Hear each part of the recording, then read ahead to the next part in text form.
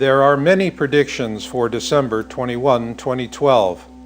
This is one more, and a regrettable one at that, because it predicts a day of fear and doom for the unprepared.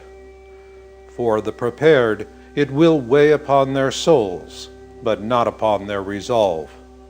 Therefore, the first rule of predictions must be, always be mindful of them, but never live in expectation of them. Rather, view the world as it is, and trust in your own powers of observation and judgment. And know this, the greatest truths are, by necessity, simple. When they do appear, they touch us with a new sense of clarity and direction. Wait and observe patiently. In time, they will appear. But also know this, if they are not what you expect to see, you will not recognize them.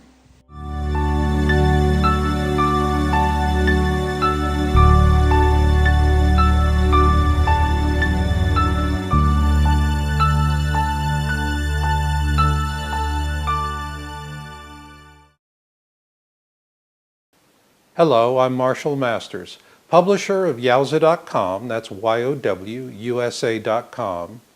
and the author of Planet X Forecast and 2012 Survival Guide and Crossing the Cusp, Surviving the Edgar Cayce Pole Shift. When we think about December 21, 2012, we're thinking about a day that has a tremendous amount of prophecy, secular and non-secular, converging upon it. So what does that mean for us?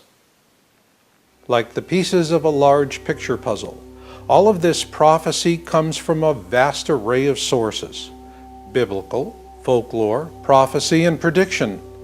And though we devote great energy to sorting it all out, doesn't it always seem as though we're missing a few pieces? And the worst of it is that many of these missing pieces have not been mislaid or forgotten. Rather, they've been hidden, obfuscated, or trivialized so as to prevent us from seeing the whole picture with perfect clarity. So we debate and argue, leaving many just to throw up their hands and walk away. So in essence, what we're all searching for is that one prediction that covers all the bases, from the alpha to the omega. The one that tells us what we're going to see, when we're going to see it, where we're going to see it, and what it's going to mean for us. Nonetheless, the partial picture of prophecies and predictions we now have warn us that the worst is yet to come. Catastrophic events that will surely bring life as we know it to an end. But is there one prediction with a complete picture of exactly what will happen? Yes, there is, and it was delivered to us in two parts during the month of July 2008, and I call it the 2012 Star Map of Doom. Nearly the size of 4 soccer fields, this two-part message in the Avebury 2008 crop circle formation comes from an intelligence other than our own. It is quite clear about what we'll see and when we'll see it. It also tells us where we'll see it and what the consequences of that shall mean for us. This is because it gives us a highly detailed prediction about an object known to the ancients, one they called by many names to include Nibiru, Destroyer, Hercules, and the Red Comet, just to name a few. However, before we can explore this prediction, we must first vet the source, that being this 2008 crop circle formation. This is a crucial first step because this formation goes beyond offering a precise and rather dire prediction for our time, and of a global catastrophe that will principally unfold in the years 2013 and 2014. And if this prediction comes to pass, it will also send us another clear and unequivocal message that we've never been nor ever shall be alone, that we have friends out there, and that we may have enemies as well. Keep this third part firmly in mind, because we'll revisit it later on in the program. But for now, suffice it to say that these potential enemies could be looking down upon us no differently than we would a farm-raised trout. That being that we humans are just another biodiversity resource to be managed and exploited. With all this in mind, you might be wondering, where did this all start for me? Well, it began with an anonymous tip, an email that arrived in my email box, and the minute I set eyes on it, I knew it was something important and that I needed to take immediate action. So I did. Thanks to that tip, I was able to capture a web page image from the complete Avebury Formation on the Crop Circle Connector site, less than 1 hour before it disappeared without a trace. Just as my anonymous tipster had warned, the page and all of the graphics associated with it just vanished. Mark Fussell and Stuart Dyke published Crop Circle Connector, and it is what I call a benchmark site. There are a lot of wonderful, wonderful crop circle sites on the internet, but a benchmark site is the one that you use to measure them with. That's Crop Circle Connector for me, and it's why I always go there first when I'm doing my research. So, given this strange disappearance, I knew that there was something afoot. Something researchers like myself see happen time and again. We simply say, the telephone rang. And when it does, trust me, it's not going to be dialing for dollars. This prompted me to post an article on the 26th of that month titled, "Are Governments Suppressing the 23 July 08 Planet X Nibiru Crop Circle in Avebury?" My goal was simple. I wanted to call attention to this mysterious and sudden disappearance. And sure enough, 10 days later, the page reappeared on the Crop Circle Connector site. To this day, neither Mark Fussell nor Stuart Dyke of the Crop Circle Connector site have ever refuted my public claim that they had come under pressure to pull their page. So what's to be made of that?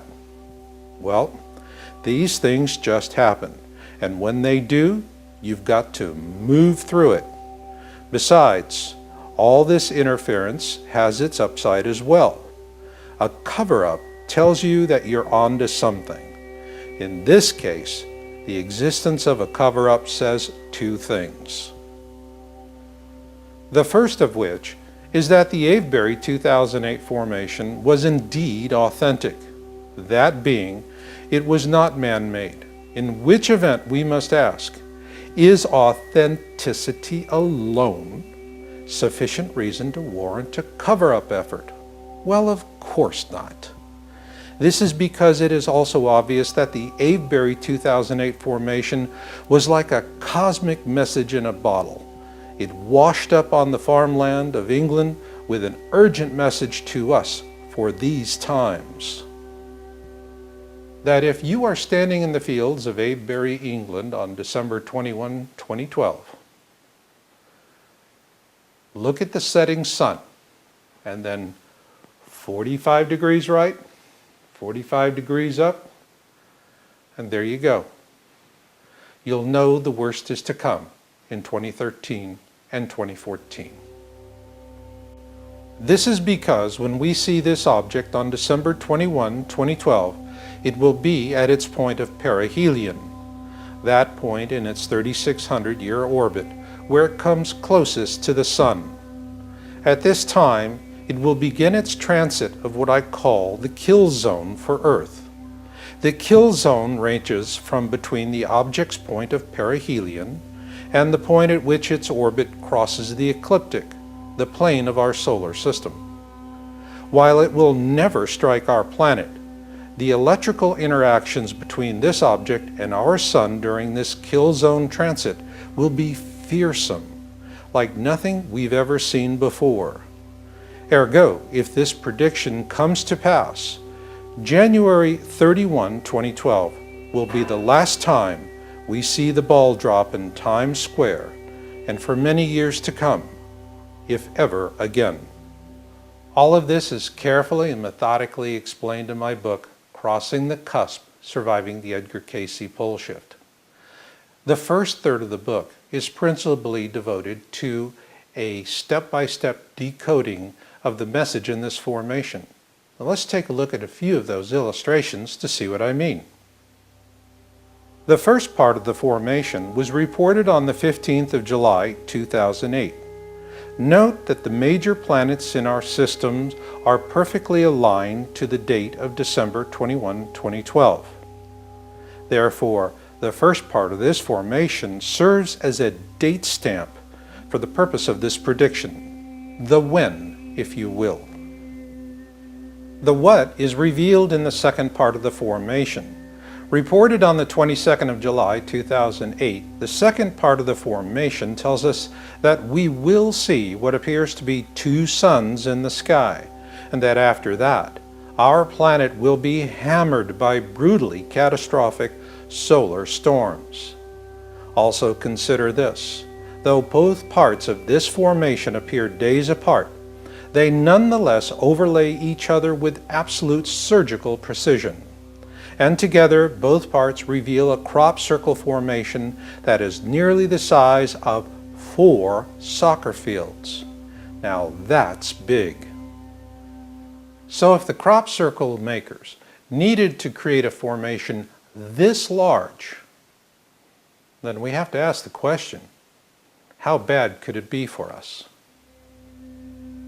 The film Knowing, a 2009 blockbuster, is famous for the last scene in which we see the end of life on the surface of our planet. The movie closes with a very dramatic graphic in which we see a solar storm devastating the surface of the Earth. But I think there's another graphic used in the film that's going to be a lot more useful to us in terms of this dialogue. In the film, Jonathan, the character played by Nicolas Cage, is a professor of astrophysics at MIT. He uses a comparative animation to confirm his fears that an impending catastrophic solar storm is about to devastate the Earth. So if the Avebury 2008 prediction comes true, this animation pretty much sizes up what we could be looking at. And there could be other consequences as well. The Val Marineris on Mars cuts a 4,000 kilometer long gash on the surface of the planet. Comparing it with our own Grand Canyon would be unfair. With a total length of 446 kilometers, our own Grand Canyon ranks a very distant second place. So how did it get there? River water? Or was it simply a matter of being at the wrong place and at the wrong time? That's why when the stakes are as high as those shown by the Avebury formation, what we really need is to make an informed decision using boots-on-the-ground intelligence. Yes, it was time to revisit Avebury 2008 with a boots-on-the-ground look at it. But like many others, I've yet to experience the pleasure of walking in a new formation such as this. Fortunately for us, that boots-on-the-ground information is available in ample supply because Avebury 2008 was the big event of that year. So I sought out those who had actually walked the formation, crop circle enthusiasts, or croppies as they call themselves, and crop circle documentary producers. Over the years, I've had the opportunity to interview several people who have walked that formation. But the two that really stood out for me were Suzanne Taylor and Patty Greer. Both of them are documentary producers. Both of them featured Avebury 2008 in their videos. Here they are, they're excellent videos. And lucky for me, Both of these incredibly talented women agreed to be interviewed on my show, Cut to the Chase. Patty appeared on Cut to the Chase in June 2009 to discuss her video, 2012, We're Already in It, which features the Avebury 2008 formation. I have found that there's two basic ways to look at crop circles: intellect and experience. And when it comes to conveying a sense of experience to the viewer, this is where Patty Greer sets the mark. This is because her video, 2012, We're Already in It, is the closest way to experiencing a crop circle formation without ever having set foot in one. It is why this video remains an enduring favorite of those who've just begun to explore this ancient and magnificent phenomena. However, after our interview, Patty told me about something she had not included in her video. Shortly after the first part of the formation had been reported on July 15, 2008, Patty chartered an ultralight aircraft for an overflight. It's lucky for us that she kept a copy of that outtake footage, because she sent me a copy of her flyover video. So now you're going to see this exclusive footage for the first time ever as we listen to a few snippets of my interview with Patty Greer when she was on Cut to the Chase, and as she describes this formation. I am a true crappie. I go in the formations every morning, first thing, crack of dawn, with the other people with dirty knees and muddy shoes. There's a variety of different people in the crop circles, but considering how big the world is, I can't believe how few of us there are. And the particular formation that you were so drawn to, I called it the Avebury Manor.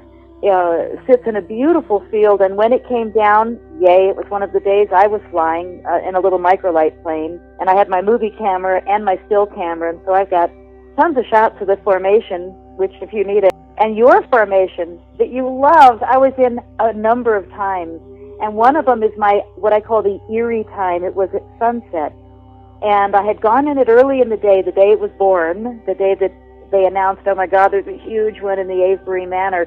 So those of us that meet early in the morning at the Silent Circle, which is the crop circle secret in the middle of this English area where they're all coming down, we kind of whisper to each other where they are, what gate you climb over, how many tram lines to the left or right, which are tractor lines. And that's how you find your way into the formation. It is really hard to find them unless you're flying. The night that it came down, we woke up the next morning and a lot of people were coming in. The farmer didn't want people to enjoy it, so he took his big tractor and he mowed two huge down lines right through the center of the formation. So flying over it, all of a sudden, it was not as pretty or as perfect, and there were plants missing. So there were these two big white lines on this gorgeous painting the very next morning. Anyway, the interesting thing is that a few days later, maybe it was a week on this one, the circle makers came back and nailed the rest of the Avebury Manor field with the biggest formation, maybe of the summer. It took up acres. And this thing took an hour to walk, and you still couldn't see it all.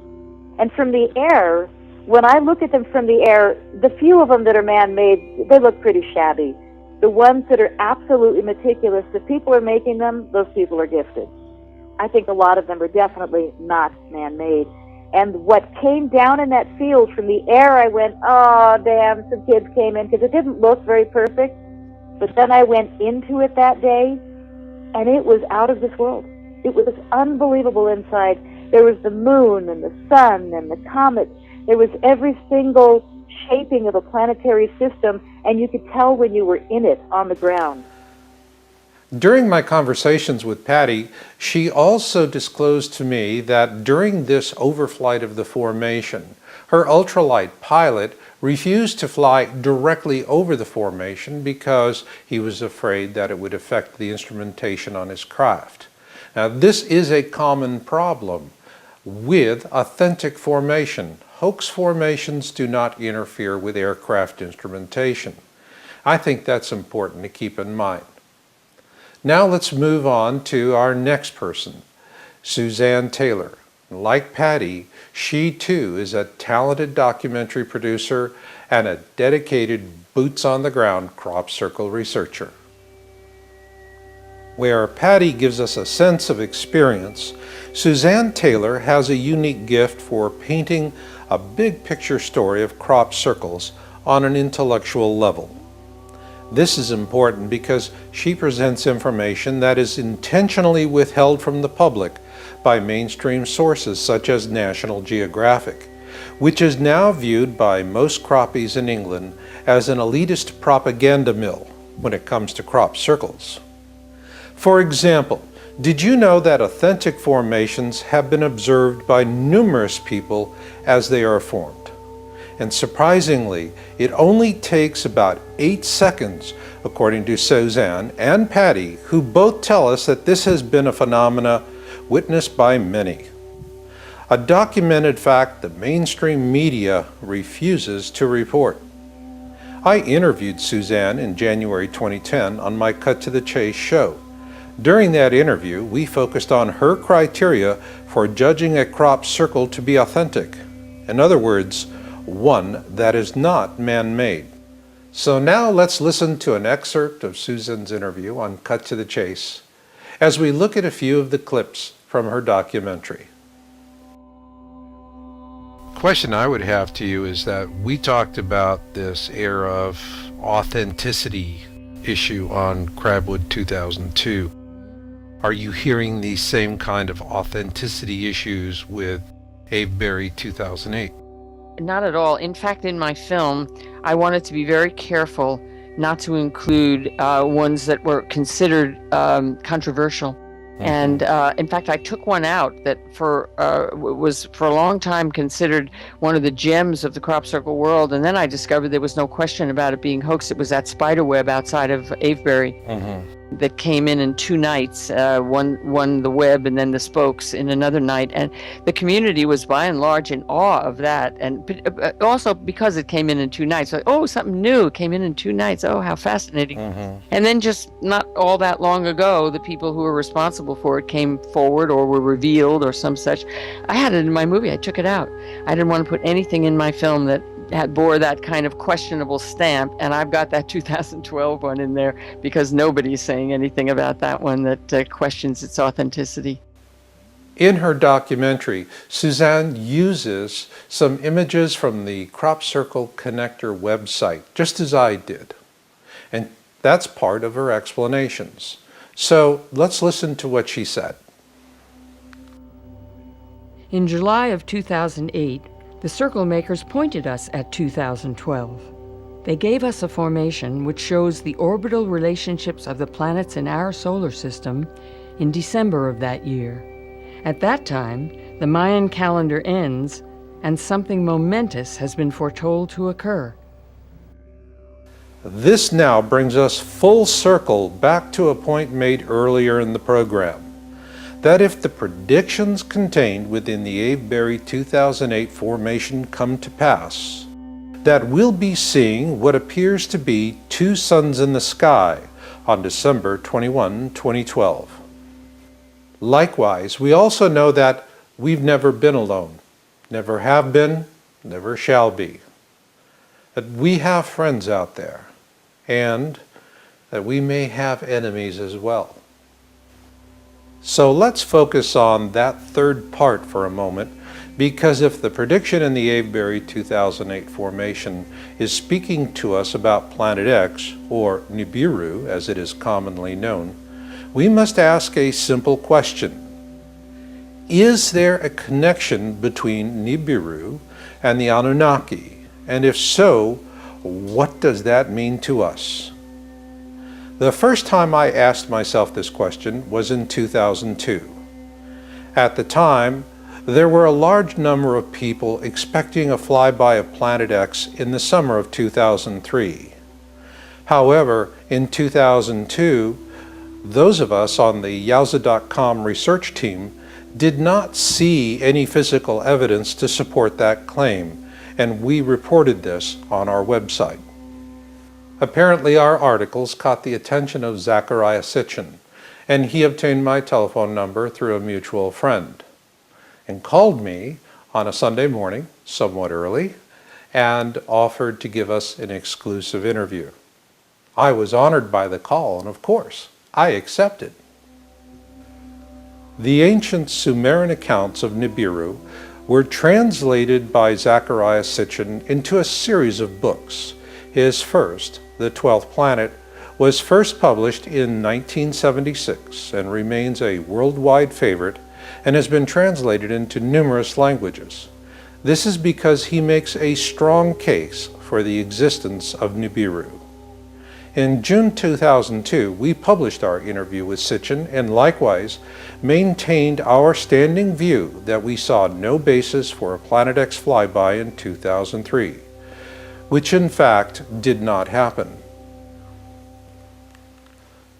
This is not to say that the 2003 non-event changed our opinion about Nibiru, or Planet X if you will. It didn't change a thing. Not for us, nor for Sitchin. Sitchin maintained its existence up until the day he died, and I still continue to maintain that it does exist.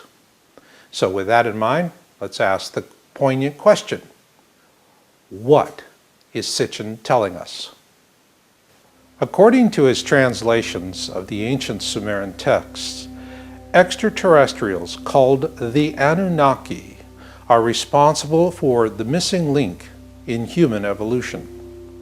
In other words, we Homo sapiens are a genetically engineered hybrid slave species. Let's be honest. Given that we live in a genetically modified world, how shocking can this idea really be? Well, if you're a theological fundamentalist, what Sitchin has to say is pretty shocking. And it's probably something you're not going to want to listen to or let anyone else listen to. But let's take that and set it aside. Let's focus on something else that's more relevant to what's happening in the present, that being what Zecharia Sitchin had to say about the Anunnaki and what that could mean for us as a potential future threat. This is because we Homo sapiens were created as a slave race, principally to mine gold, through a combination of Anunnaki and native human genes. And yes, it reads like a page straight out of a John Carter of Mars novel. No question about it. We proved to be very good gold miners, and to top that off, the Anunnaki took quite a liking to Earth women as well. So, how far-fetched are Sitchin's ideas? To be honest, I hadn't given it that much thought until I was seeing who was attacking Sitchin's work. And there's just primarily two types of attackers. Theological fundamentalists who are shocked by his notions and want to quash it any way possible, truth be damned. And then the others are hack writers that are looking for a little mileage, if you will, for their own published efforts on the backs of a man who passed away in 2010. So please, if there is some serious competition out there, I'd love to see it. Because after working closely with Zecharia Sitchin on that 2002 article, what I can say about the man is that he dotted his I's and crossed his T's with fastidious detail. But then there is the Anunnaki issue. If they do come back, what does history teach us to expect? Or more specifically, what could be the worst-case scenario? It will undoubtedly start with cosmic shock and awe. Then, while we're busy picking our jaws up off the ground, the Anunnaki will be snatching up all the gold and young virgins they want. When they've had their fill, they'll bug out before the worst of the solar storms hit. And by then, we'll be too busy running for cover to say thanks for dropping by. As to the gold, let them have it. As to the women, abduction is where we need to draw the line. Not as men, but as a united species. That being said, the most relevant thing about the Anunnaki to this conversation is the Anunnaki symbol itself, and how it, well, you could say, got me going on decoding Avebury 2008, but in a very, very strange way. It appeared in the fields of Avebury in 2010, an authentic crop circle formation showing the ancient Sumerian winged disc symbol for Nibiru and the Anunnaki. This winged symbol is a recurring theme in ancient folklore. This, in and of itself, is quite interesting. However, what really caught my attention was where the formation appeared. In the fields of Avebury, and just a short distance from the field in which the Avebury 2008 formation had first appeared. At that time, I viewed the locations of these two very different formations in Avebury as being coincidental. That was until I started to Google the 2010 formation.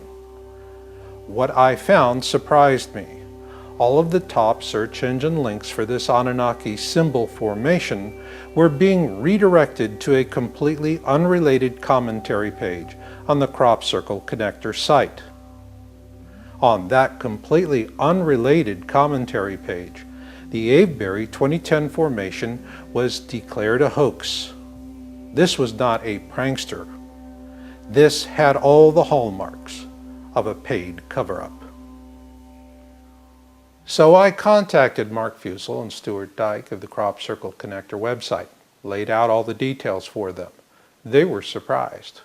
And so they presented my comments to the folks that were calling this formation a hoax on a pure redirect to an unrelated page.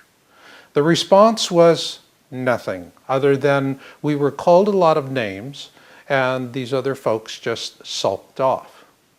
It was obvious. It was a disinformation ploy, and we had blown the operation. In the process, I learned valuable lessons about disinformation tactics, which in turn led me to a vital turning point in my analysis of the Avebury 2008 formation. Prior to learning about this disinformation tactic I'd spotted with the 2010 formation, we'd mostly wasted the previous 18 months on a rather unfruitful analysis of the Avebury 2008 formation. Relying on a study group with an ever-changing mix of researchers, we tended to try and compare our results with those published on the Crop Circle Connector site and elsewhere. It was a given. The problem was, when we did that, nothing added up to our own satisfaction. Now I understood why our study group was so stymied. We were being led down rabbit holes by some rather artful disinformationalists. But as they say, every dark cloud has a silver lining, and this one reminded me of a popular saying during the Watergate scandal that forced the resignation of then President Richard Nixon. It's not the crime, it's the cover-up. As a result, I learned a really big lesson, and this helped me to, well, put the wheels back on the wagon, so to speak. Now I knew what I had to do and where I had to start doing it. That being to start over, beginning with a simple spot, as it's called, a single point of truth. Find the spot, and the dots will always connect. I first began by reviewing my group's creative analysis and excluded the comparative analysis that always seemed to cause us so much trouble. Doing that, I quickly found my spot. A Canadian engineer by the name of Richard St. Laurent had identified the legend in late 2009. A legend explains the pictorial language of the map. It gives us a sense of how to interpret what we're looking at in combination with other elements of the map. In terms of the complete formation, the star map legend Richard found was off to the side, as most legends are, and it appeared with the second part of the formation, first reported on July 22, 2008. And in late 2009, Richard had identified the legend as this small elliptical glyph. At that point, what I and my Avebury 2008 analysis group had been incapable of achieving in the previous 18 months now came all together for me in less than 18 hours, and the dots connected perfectly. That being said, the discussion of this formation only takes up the first third of my book, Crossing the Cusp, Surviving the Edgar Cayce Pole Shift. What I do in the remaining two-thirds of the book is to focus on ways to survive what I believe could be the single greatest dieback event in the history of our species. A pole shift as predicted by the sleeping prophet Edgar Cayce. But how could it happen? If Edgar Cayce's pole shift prediction comes true, I believe it'll be primarily a solar-driven event. It's rather simple. Imagine the sun as a stovetop and Earth is the tea kettle.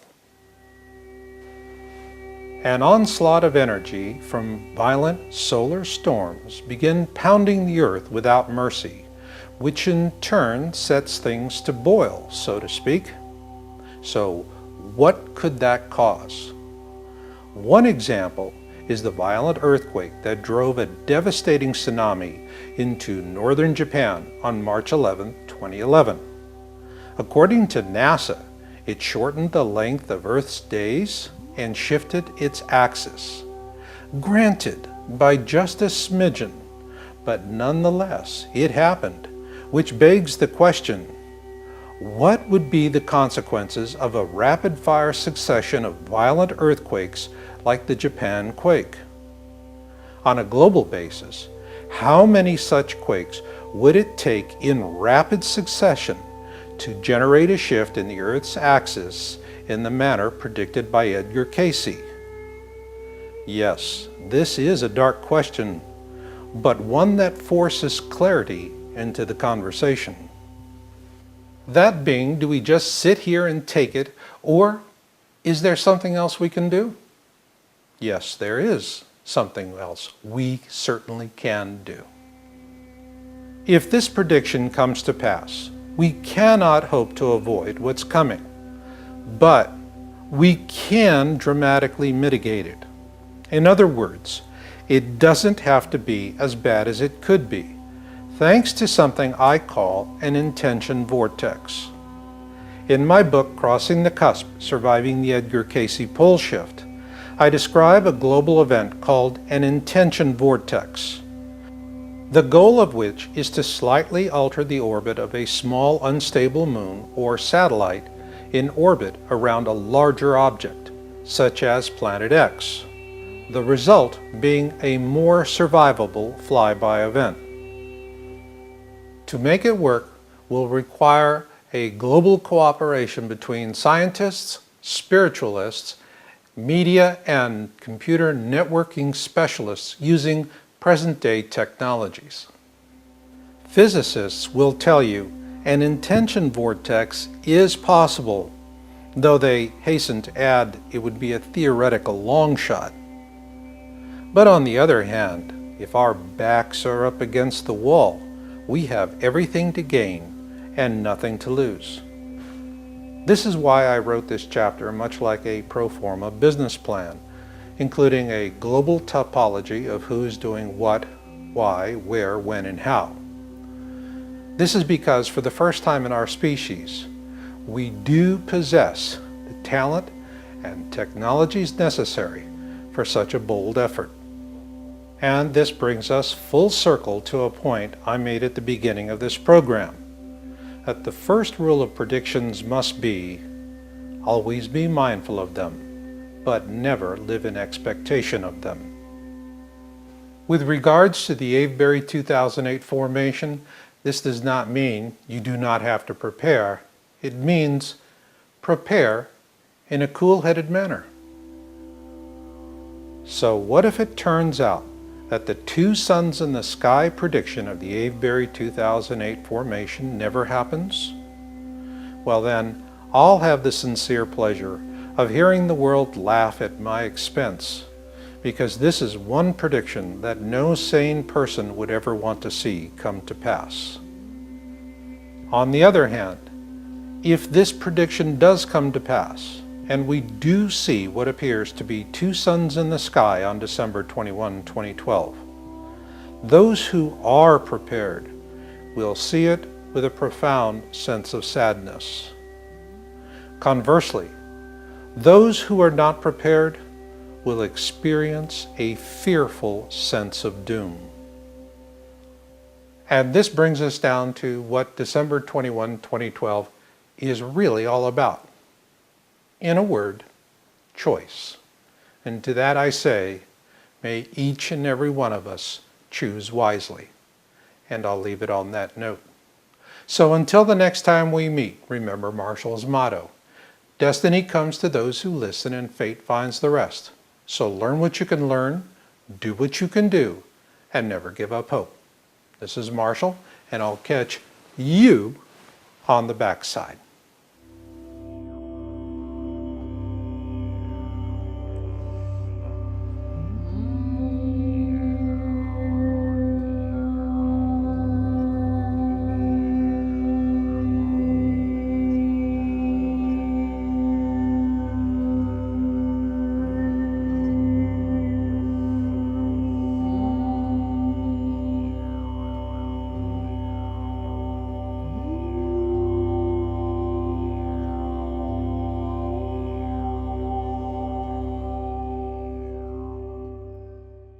Star map of doom. Nearly the size of 4 soccer fields, this two-part message in the Avebury 2008 crop circle formation comes from an intelligence other than our own. It is quite clear about what we'll see and when we'll see it. It also tells us where we'll see it and what the consequences of that shall mean for us.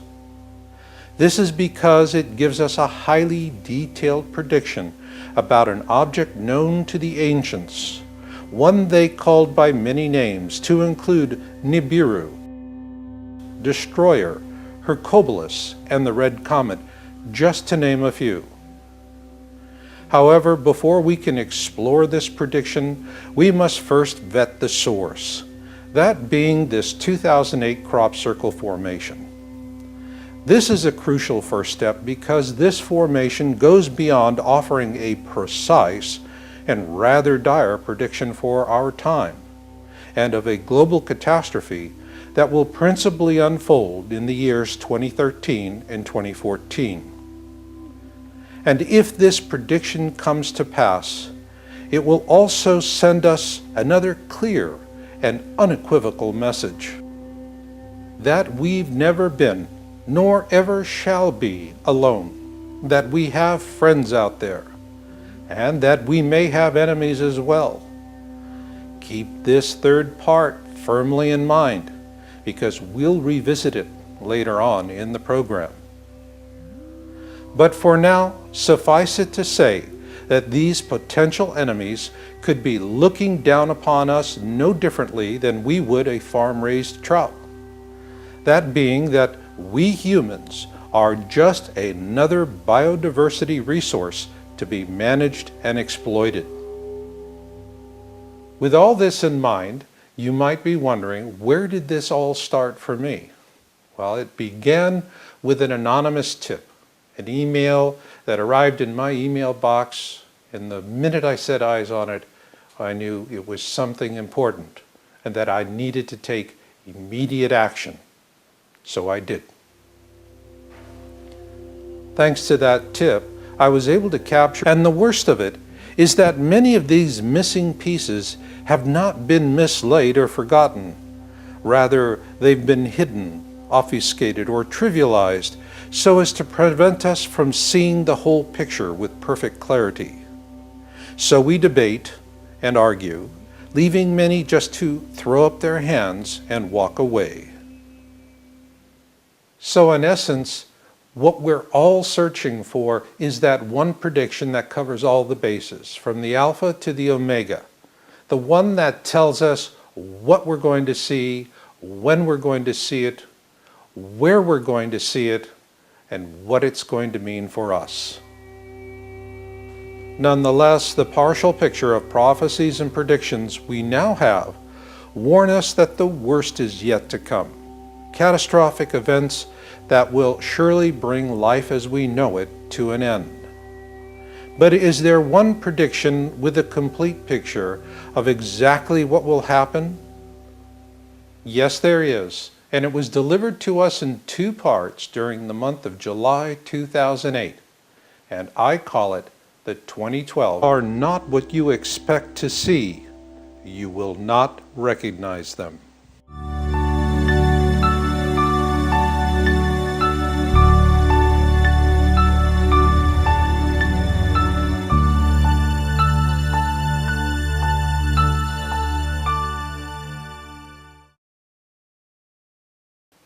Hello, I'm Marshall Masters, publisher of Yowza.com, that's YOWUSA.com,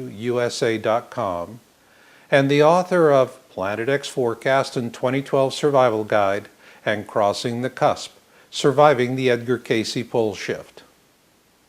When we think about December 21, 2012, we're thinking about a day that has a tremendous amount of prophecy, secular and non-secular, converging upon it. So what does that mean for us? Like the pieces of a large picture puzzle, all of this prophecy comes from a vast array of sources: biblical, folklore, prophecy, and prediction. And though we devote great energy to sorting it all out, doesn't it always seem as though we're missing a few pieces?